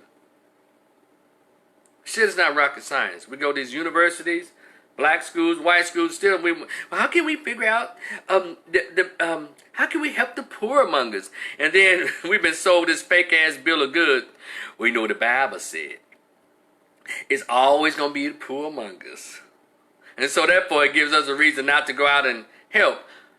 Look, if I were to be out there, I'll be handing them stuff to read. This is what you need to do to not be poor anymore. It starts with behavior and making choices. All the stuff that we're doing, celebrating single motherhood, looking past these little dudes just sagging all day long and then getting these tattoos and watching these dumbass shows and thinking that's a reflection of who we really are and all of this stuff. We have to get back to the mindset of those people who believed that that white man was the devil and they acted accordingly. We don't think he's that bad. We think that groups of white folks are that bad. You know, them alt-rights. What's up, Travis? We know them alt-right racists. Trump said he the racist. And, we think it's groups. The KKK. No, goddamn it, it's the same folks. They're across the board. There's no groups of them. You understand how this works? Anyway, if you have any questions, you can actually get on live right there. It's right there at the comment thing. Mary Max, where is it? It's like a little green button down at the bottom. You want to come on the video and talk to me live and post questions or write a question on here. I'll answer them. And Ryan asked me, Ryan Hayes, he said, Rico, what do you think about Thaddeus Matthews? Well, I've been knowing Thaddeus, man, for years. And Thaddeus and I... It was me, Thaddeus, and it was Thaddeus when they had Enough is Enough Coalition. I wasn't a part of it, but it was Thaddeus, Mr. Reverend Jennings Bernard, and that whole crew of fellas had their own radio shows and all that, and me and Thaddeus, trust me, it's just part of it. We had our back and forth, but after a while, and I never hated him, I never disliked him. It was nothing like that, just his personality stuff. But I always understood, but if it wasn't for Thaddeus' voice in Memphis, Black Memphis wouldn't hear any truth. Now, a lot of people don't appreciate his delivery. That used to be the case with black folks. Don't say it like this. If you say it like this to me, I can accept it better. Let me give you all an example of how silly that sounds a lot of times. Let's say you're riding on a train. I heard this example on YouTube. A guy gave an example of how silly blacks can be sometimes. You're on the train, and I got strawberries in those strawberry seeds in the smoothie. Shakisha Rashad, what's up? What's up, Grand Fam? And you got your head out of the train like this, letting the air hit you. And then the white guy said, hey, you big lip, bubble-eyed nigga, get your goddamn head in the train before you get your head knocked off. Instead of just, you know what we do? Instead of just pulling the head in and say, who the fuck you calling a nigga? We'll do this. First of all, you got me so proud. That's how we do. And so, let's look at Thaddeus as the one saying, hey, motherfucker, this is happening to you. Instead of bracing yourself and looking to see who said and what's going on. And so that's what Thaddeus has been. Thaddeus has been that alarm that Memphis has been needing.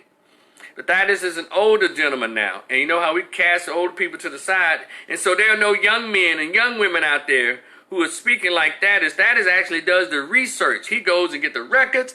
He let people know this is what's going on. And it's a shame there aren't at least 50 Thaddeus's in Memphis. Because Memphis can use it. All they want to do is listen to gospel music all day long and listen to that little irrelevant chatter all day long. You know. They want to laugh all day long. And that's why black radio is really not effective. Black radio is only good for the Democratic Party. You ever notice all of our black radio in America is headed by a comedian? But you look at white talk radio, they got conservatives, they have economists, they have people who are talking about what's going on across the world and keep white people informed. Say what you want to say about Rush Limbaugh, but he has a huge following. But we got the Ricky Smilers, the Tom Joyners. You know, they've done contribution, but everything is not funny. How come we don't have a straight talk radio where we can talk to black folks like I do? How come I'm not on the radio in 60 cities talking the way I talk? Well, y'all don't have to answer that. I already know.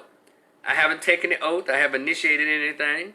And I'm not willing to, be funny all damn day at the expense of our people's deaths. Now, y'all know I do these things, and it gets light, and we laugh and stuff. But y'all know, that's what I'm saying. It can't be said on white-owned radio because we don't own any radio stations. So therefore, we have to go to YouTube and go live and have our voices heard that way. If I say something too tough, if I throw in too much LGBTQ, PPs, and pedosexual pedophile, well, I'll be placed on shit in jail, Facebook jail for 7 days or 30 days like I've been in the past. And so what Ryan Hayes is saying. Okay. Ryan Hayes says, I don't go to church, but if it boils down to it, Thaddeus is the only preacher that I'll listen to because he speaks nothing but the truth. That's right, Ryan. He does. No, and Thaddeus is not perfect. He has his flaws, but if you want to ask me if I would pick him over any other on-air personalities, to get the information out there, it'd be Thaddeus. He should be bigger than what he is. And trust me, he has paid his dues. Thaddeus has been fired from radio stations. But one thing about you have to respect about that guy, whenever he was fired, Thaddeus always made a way to get his voice heard again. Y'all didn't even notice that, did you? I'm talking about local Memphis, y'all. Now, in the last 4 years, he's been known. He's gone national as the cussing pastor. He found his niche. So more people are listening to him and find out about him, and I'm glad for him in that regard. People talked about him on little shows that have been canceled. And yeah, he's had his own voice. He's created his own voice, and you can't take that from him. No, that's something to be proud of and respect the man for that. Even when the internet wasn't even popular, Thaddeus had an internet. When he lost his place, he had what was that damn radio station? 50,000 watts. He got on the internet and built an audience based on his own voice and his knowledge on the internet. Then he got back on the radio. Y'all see how that works? A constant hustler. And staying on. One who led the way and gives you the example of creating your own voice by any means necessary. And I don't give a damn what nobody thinks. That's how I am. You know, I'm not going to, no one's going to invite me on no CNN sounding like this. I'm not going to be sitting next to Don Lemonade. No, that I want to. I'll leave it up to Charles Blow. So, me and Don Lemonade don't have what they have in common. So anyway, and that's fine. A lot of us aren't meant for the big stage or the tizoob, as Martin said. But some of us, when we're doing just fine where we are, and those who hear us, hear us. And if somebody might say, Rico, I want to put you on the stage, I say, look, but these are my terms. I want to be in the studio by myself. If I'm gonna have a producer, I need a young man who's probably majored in African American studies, and because I cannot be in the same space with a woman, because I'm gonna say some things that offend women. Because the thing about it, you can't tell the truth about women, especially if she probably be the most downest chick, but you can't tell the truth about women and they're sitting there. They're gonna get offended, and that's why I prefer to do stuff by myself. I don't have to worry about anything except for what's right here. I'm in my own space here. That's why I prefer. When I write, I don't have a co-writer. When I do my videos, when I'm walking, y'all see anybody walking next to me when I'm doing my live walks? When I'm doing this live read, nobody's here. Just me. And so these guys, they almost like, well, you need a woman there with you. No, I don't. Because the stuff I talk about offends everybody. And so I'll just rather be here by myself. And it's not like, well, you want to have that back and forth banter. Well, that's what phone calls are for. That's what you pressing that little green button there. That's what that's for. I don't need you sitting next to me in the studio. I don't need you producing my damn show. I don't need you doing that. I'll do that myself. It cuts down a whole lot of bullshit, and I get more of my message heard without any interruption. And I don't have a problem with people challenging. That's what the telephone is for. That's what your chatting is for. Yeah, you can challenge it, but I'm not gonna have that energy anywhere around me, because I have been given a message. Oh glory, and I have to get it out, and I don't need any interruptions. I don't need some beta male simp next to me either. Kevin said these people don't want to hear the truth, especially when there's other pastors, because you're cutting in on their hustle. Exactly. And I'm going to have to, and I say this in jest, I said, damn, I'm going to have to learn something to get these people's money. And again, like when I'm doing my walking and talking, I'm not coming from a place of perfection. I'm coming from a place of practice. I'm still practicing. I'm still learning. I'm still getting better. And that's all I do. And all that I say, in the way in which it's delivered, I just want us to practice to be better. And in that practice, and in our walking in that practice, I want us to be able to walk to each other.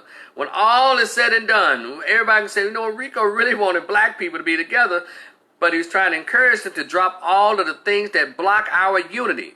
These different church affiliations, these different fraternity, sorority affiliations, all these things that block us from unifying in blackness. Debate it among yourselves.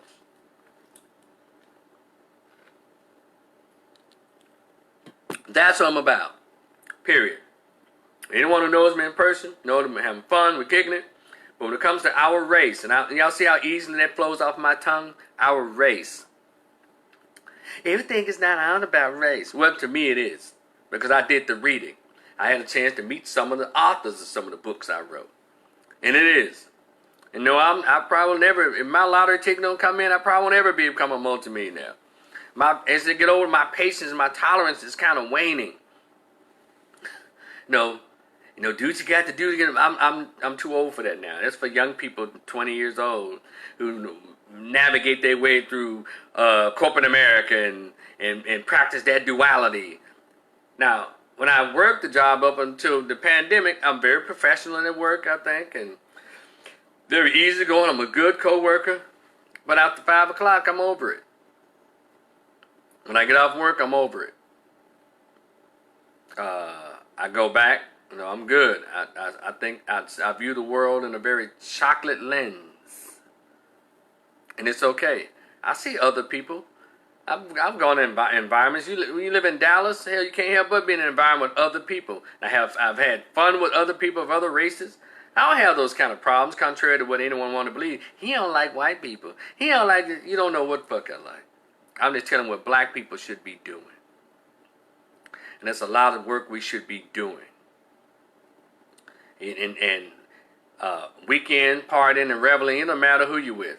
Now, I will say this. I don't like to be in an environment where it's like 5 black people and 150 whites. I don't like that. Now, if it's an even blend of everybody, blacks, whites, Asians, Africans, it doesn't matter. As long as the music is good, top 40, R&B, some rap, grown folks, you know, it's cool. But I don't have a problem with being around older grown people, like in a blues club. Man, that is fun. My thing is, when you go to like these blues clubs, and I like going to a little hoodie joint every once in a while. You know, they play like majority of trap. But my thing is, here's my only issue. Not that everybody, you know, you got your little thugs and little thotty chicks. I don't care about that. That's part of the hood clubs. And the blues cafe, like Ariel Blues Cafe here in Dallas, and you have in Memphis, the Paradise, and a bunch of cafes. I like that kind of stuff. I'm a Southerner. I'm from Memphis, goddammit. We grew up in cafes and little clubs and stuff like that. It's fun. The whiskey is cheaper. And the music, if you like blues and old soul and all that, it goes down. But see, by me being a medium-sized built man, and I went from 155, now I'm down to 142, and you know, it's rare that in those settings there's not too many size 4s and 6s. Most of the women are in their kind of high double-digit dress sizes, and so I even like my turkey meatloaf lean. I'll just say that. So, but it's fun. I have fun with everybody, but you know. And then another, I guess, disadvantage for me when I'm in my age group, because I'm 51, so I'm in my age group. A lot of them are grandmas and big arm aunties, you know, like Monique Arms, those chicks. But it's fun. I go in there, and then you see some Shirleys from what's happening up in there. Hey, how you doing? How you doing, ma'am? But other than that, I'm just like anybody else. But I'm really serious about us coming together, and really serious about us going to the black ghetto and getting our people. Doesn't make any sense.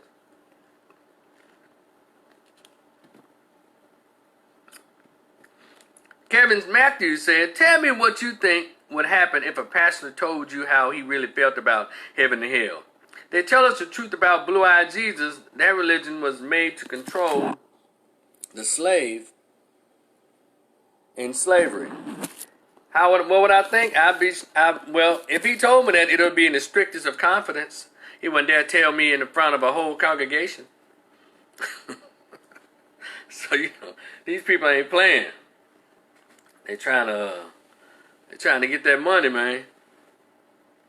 You know, so, and I like to say, whatever I've done in society, I want it to be said, and even for myself, that I did it. I did it on my own, and whatever monies I've made, you know, I worked for it, worked hard, put my heart and soul into it, and so that's just, and always trying to make that cash, because hell, I'm getting closer and closer to retirement age. I said, damn it. Gotta go to work, man. Got a lot of work to do. Fooling around here in the community and all of that. Didn't pay enough attention to myself. So, you know, the pandemic has really helped me to understand I need to pay more attention to myself. You know, not just my health, but my economic health. You know, I guess I should have kept my head down and my mouth closed during my early 20s like everybody else. I had me a big 2-story ass house and a big body ass Mercedes or BMW. You know, and I'm not knocking anybody else who picked, and also my major, social work. You really have to, some of these people pick IT and business and all that. They did all right. But I chose social work. Social work is a community major. It's actually working with the people. And y'all know about those who are out there giving. You don't make a lot of money from out there giving. being skilled helpers. You don't make a lot of money through that unless you go through the whole, I guess you go private practice and all that.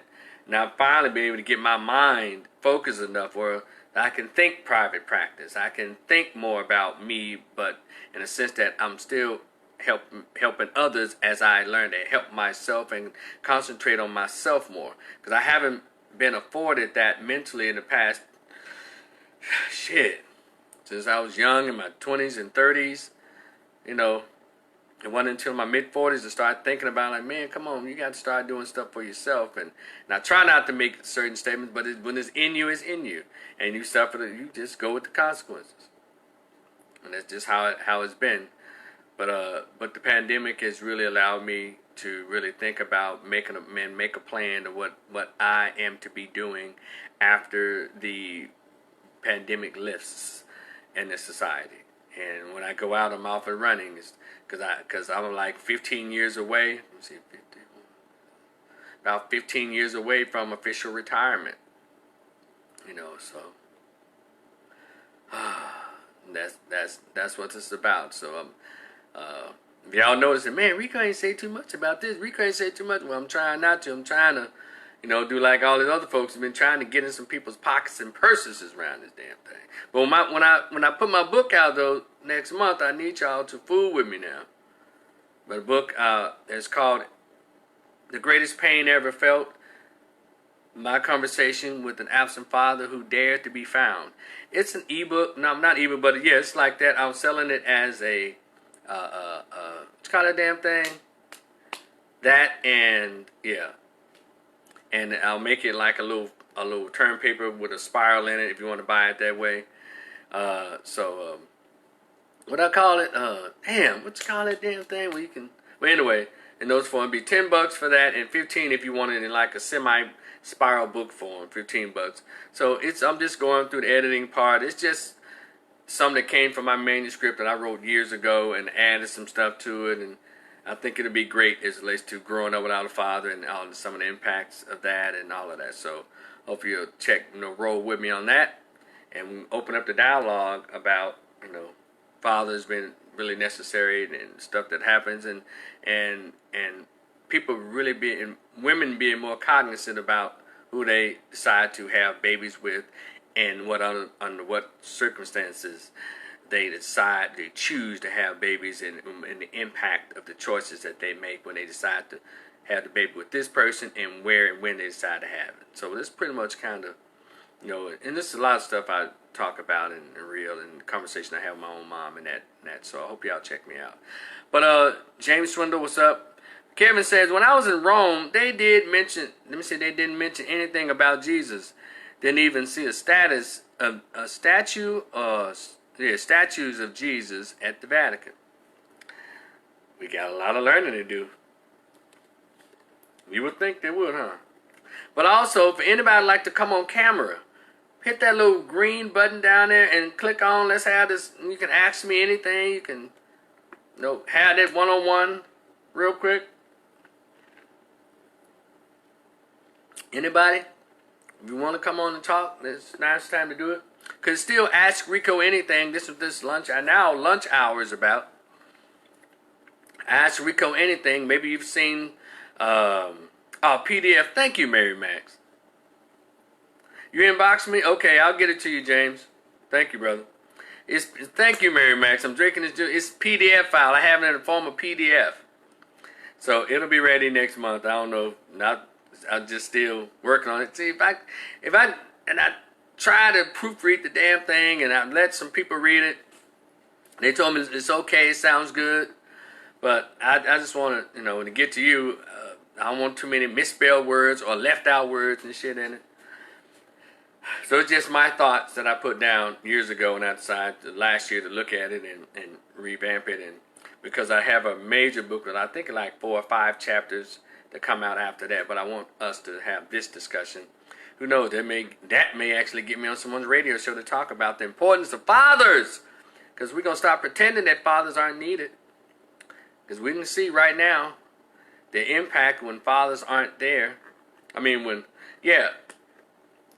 so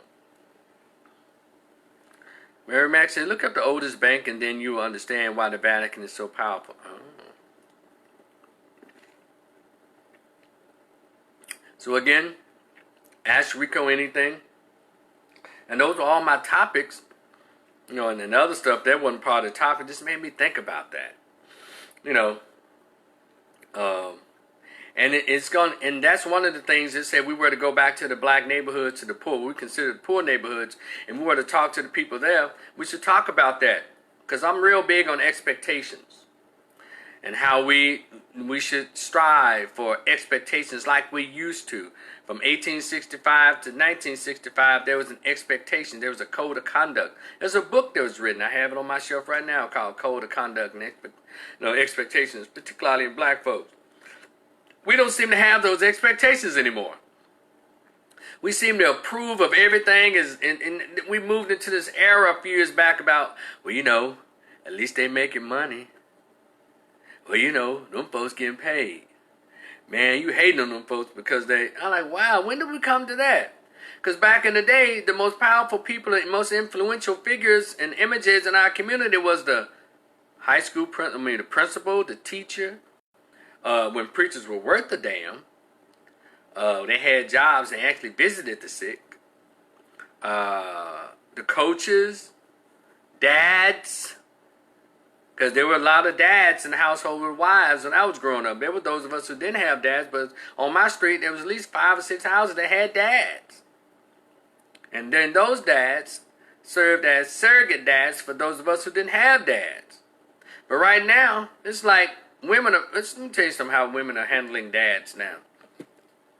If y'all still go to the club, you young men 21 to 34, or if you're like an older fella like me sneaking in there, just kind of staying out the way, and just monitor, check out the behavior. This is how women handling dads now, and let you know that they're unwanted.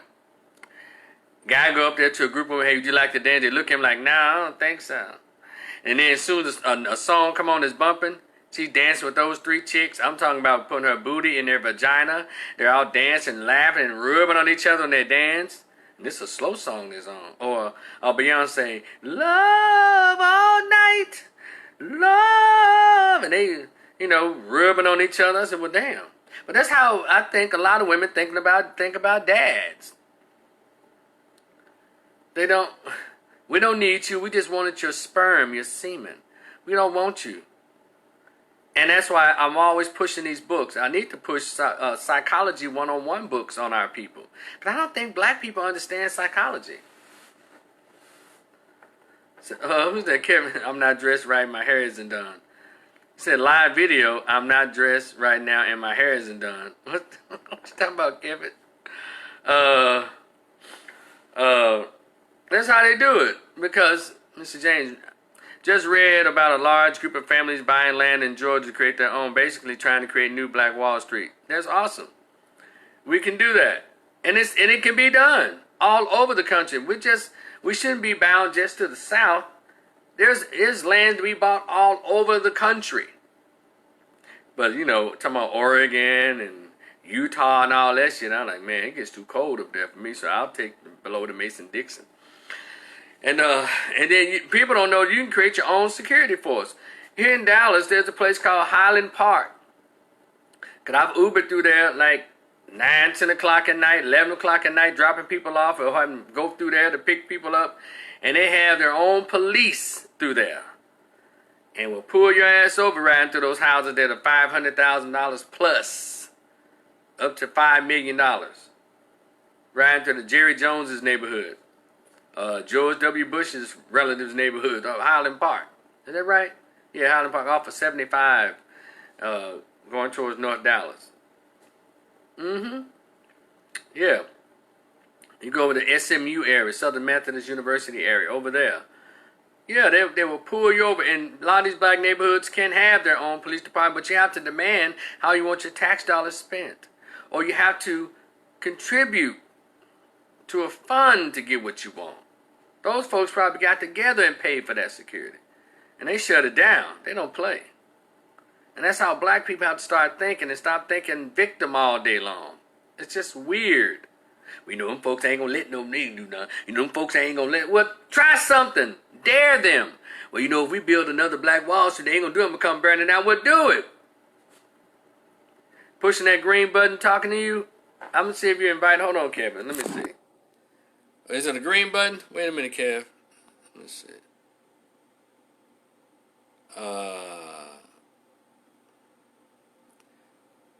Let's see. Hold on a minute. Wait a minute. Let's see what this is. Add viewers to your broadcast. Let me see. Add. Bring add. All right, let's try that. So if anybody want to be brought on, let me know. Just say, hey, Rico, I want to be brought on. Connection failed. What happened? Kevin, you didn't accept it? I sent it to you. Let's do it again. Let me add you again. Add viewers. It must be in your broadcast. Let's see. Hold on a minute, brother. Add. Won't be able to watch live unless you're in your selected audience. Okay, add. Connection failed. I don't know what happened. Okay. All right, Kev, hold on. Approve. All right, boom. Let's see if it works this time. I'm going to be happy. Ah, damn, it failed again. I don't know what happened. Let's try something.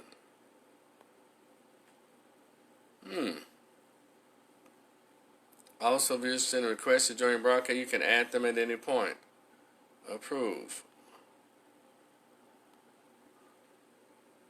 I don't know what it is. You pushing that green button, talking to you. Who else? Anybody else like to try to get added on? Because Kevin don't seem to want to be added. Damn. Oh, Kevin is not adding you, bro. Who else would like to try to get on? Let me take all that off. Who else would like to try to be added on? Push that green button. Or would you like for me to try to add you? Just as a tester. I want to get this thing right. Because someone told me that this damn thing worked. But it seems like it's working. So anyway.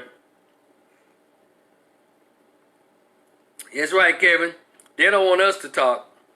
Let's see who else they want us to talk to.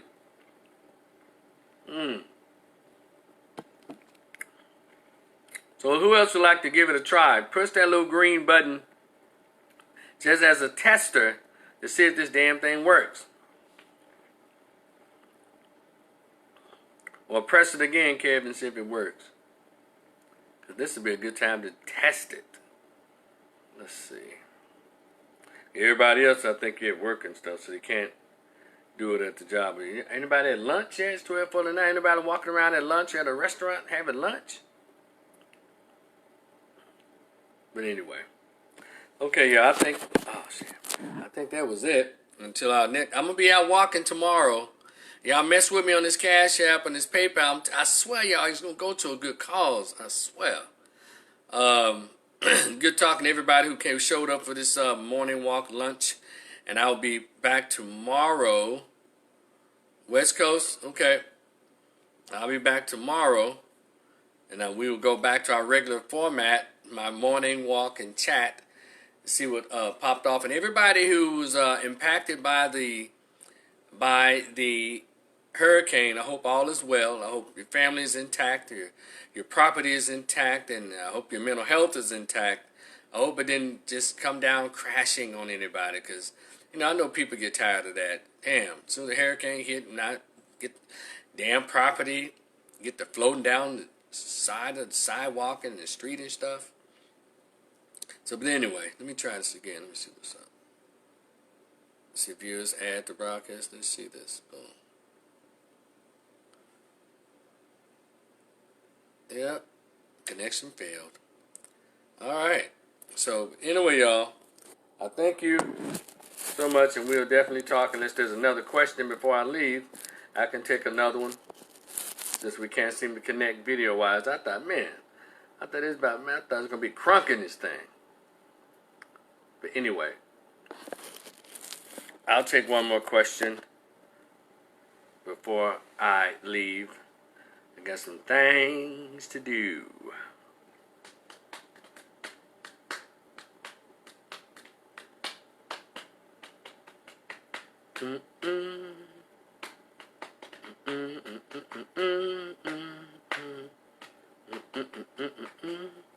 Is that it? So, okay. No more questions. Thank y'all so much. Kev, you know the number. Oh, hold on a minute. I got two people. Wait a minute. Hold on. Let's see. Let's see. Approve. Okay. Let's try something else. Connection failed. All right. Let's try this. Approve. Damn, connection failed on both of them. I don't know what's going on. I had two people in here, but they it wouldn't let me do it. So, won't he do it? Yep, I don't know what's going on. Oh, hey Lee Kimry, what's up?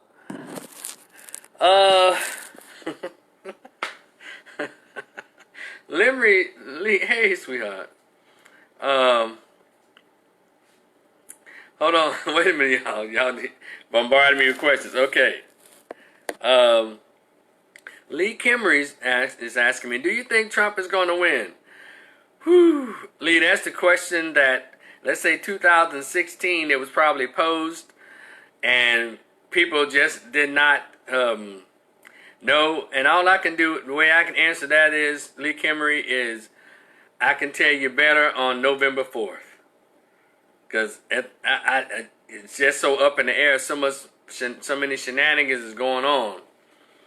And I don't know. I don't know. But I do want this though. Damn. I want black men not to vote for Biden. I know that damn much. Black men have no business. I mean, heterosexual, masculine black men have no business voting for a Democratic ticket, especially Biden and Harris. Because Democratic Party has never been there for heterosexual, masculine black men. Now, Herschel Walker's son, he'll benefit greatly. Because the first thing the Democratic Party said, Biden and Harris said, the first number one thing on their agenda is the Equality Act, meaning gay rights. I mean, I don't know what other rights do these people need, but that's what they're talking about. Gay stuff, then immigrants. Black people are nowhere because we don't know how to send an agenda. Lee Kimry said, yeah, but a lot of people say they're for Biden, but they could be undercover Trump supporters. You know what, Lee Kimry, I'm telling you, I'm not debating that. You might be right.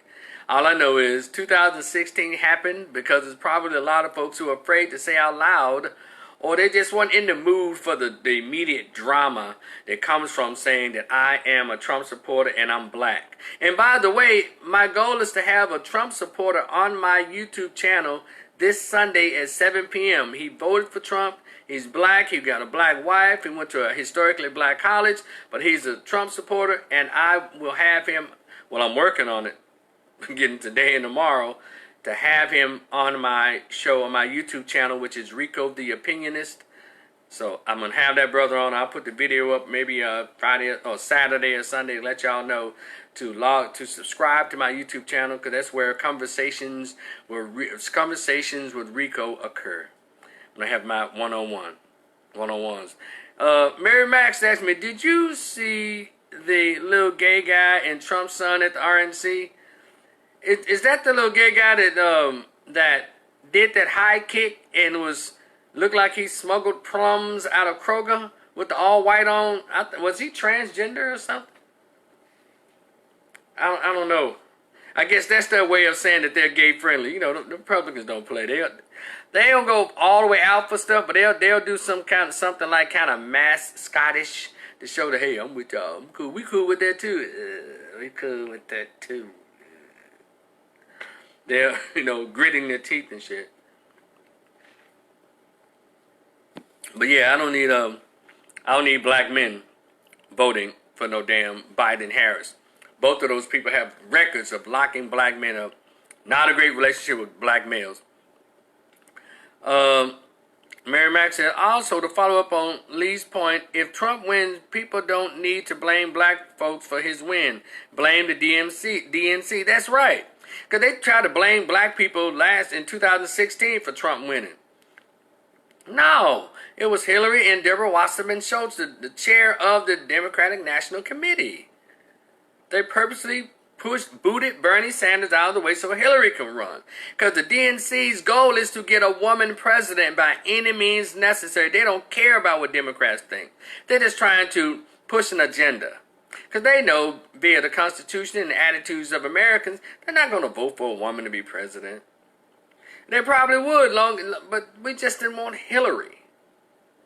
And I'm not voting for the Democrats, period, because there's nothing on the Democratic ticket or the party that actually benefits black men, heterosexual black males. We go through hell. The Democratic Party is for women, single mothers, white women, gays, trans, queer, handicapped. You know, those. It's not for heterosexual black men. Hey, Tony Bickham, what's up? As I was walking out the door, and black men, please don't cast your vote for Biden and Harris. But don't ask me, well, who should we vote for? I don't give a damn as long as it's not Biden and Harris. If I can get 35 to 40% of black men not to vote for them, be hard on them. But it's interesting that the Democratic Party never, let me tell you something what's going on right now. Y'all maybe, hold on, give me a few more minutes. I'm not about to leave right now. You know what those sons of bitches are doing on the Democratic side? See, you've never, Democratic Party and Democrats, you've never outright come out and pandered to us. You've never come out and asked black men any questions about policy. You've never had a conversation, never done anything that made us think that you want us to be a party. So what you're doing now, you're getting little butch people like Simone Sanders and this little fruity ass, weird ass black dude, I don't know his last name or his name, to come out and try to shame black men into voting for Biden and Harris. Then you got these beta male simp punk ass dudes on Facebook. If your mama black, is your sister black, your grandma was black, you ought to vote for that sister. Come on. What kind of Negroes are these? You can't shame me. You can't use my black mama as a prop or hostage that you'll wave in front of me if I don't vote this non-black mulatto. You see how they disrespect black men, or how little they respect black men and black men's votes? So you're going to put out articles, black men, you need to vote because your life depends on it. No, my life depends on every goddamn day. Not on no damn election. I need you black male Democrats, y'all need to have a conversation with each other. And look at these people's records. They don't give a shit about black men. At all. Except for have you locked up. The Democratic Party doesn't give a shit about heterosexual, masculine black men. They already told you what their agenda's about. Pushing the LGBT. Pushing immigrants. Because the goal of the Democratic Party, they see that black people, black men especially, because black women, they're going to stay loyal. They're going to still vote at over 90%. And black men too. Because they still following women. Because we act like we don't have our own political minds. You know, y'all need to have a conversation with your wives, your mothers, and your girlfriends. You know, about that shit. You know, ask your wife. I challenge those of you who are dating or married to a woman that says she's going to vote for Biden and Harris. I challenge any one of you guys. Ask her. Are you aware that those two have locked up almost 500,000 black men between them with their policies? And are you concerned about that? Because we got a son, and I'm a black man.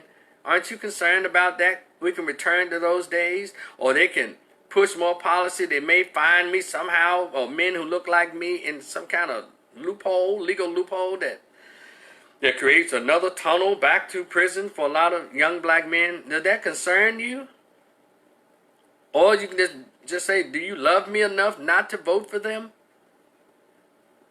That's what I want to hear. I want to hear that conversation between a husband and a black husband and a Democratic black wife. I want to hear that conversation. Can we get a video to ask her, where's her loyalty? To me, Baby, is your loyalty to me and our son? Or is your loyalty to this racist white man, this mulatto bitch who ain't marry a black man? That's the conversation I challenge y'all to have with your Democratic black wives. And because you know me, I'll say, hey, if she says she's going to vote for those two people, you should have the conversation. If she said, well, I don't care what you say because this, that, and the other, but baby, we live together. Now, I'm a Democrat and I can't nobody change my mind. You should start the divorce proceedings that evening. Get away from her because she's letting you know her loyalty is not to her husband, her sons, or her household. It's to these racists who don't give a damn about her son and her black husband.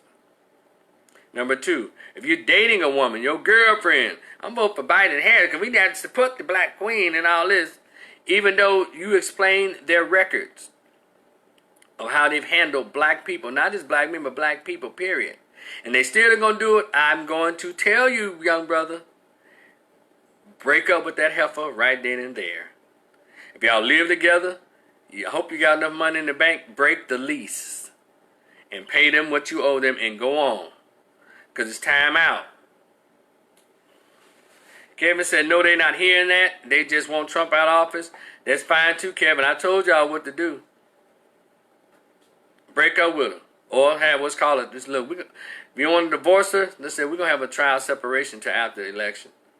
And we're going to see. Because see, I'm really serious about who I lay down with, who I decide to lay down with permanently. And I need her to 100% be on my team. When the preacher tells y'all before God that you are one, I mean, he means it and I mean it. You ain't going to be no damn Democrat in my damn house. Just like you ain't going to be no damn religious person, no Christian in my house either. We can screw. We can just do that. Because you ain't got to exchange philosophy and just to exchange strokes and massages and suckling and all that shit. You know what I'm saying? That's how I am. No, I'm not going to let you vote against me and you living with me. That's just as bad as a chick who living with a guy but still got him on child support. You live with him and you put him on child support, you bitch. And dude, you sit here living with her and she got you on child support? Well, you know, yeah, I'm paying the money, but it come right back in our household. Come on, dude, we got to do better than that. She doesn't respect you. And I'm saying it just like that. I'm up for all the debates. Hey, that's what it's about. And Kevin said they think things are going to get better with Joe. It's not. Joe's not even going to be president no more than 6 months. Kamala is going to be president after 6 months because they're going to finally say out loud what we already know and see. He has dementia. And then they're going to make the announcement he can't live out the rest of his term. Then Dr. Jill Biden is going to escort her fragile, mentally, physically fragile old husband off the podium and introducing the President of the United States, Kamala Harris.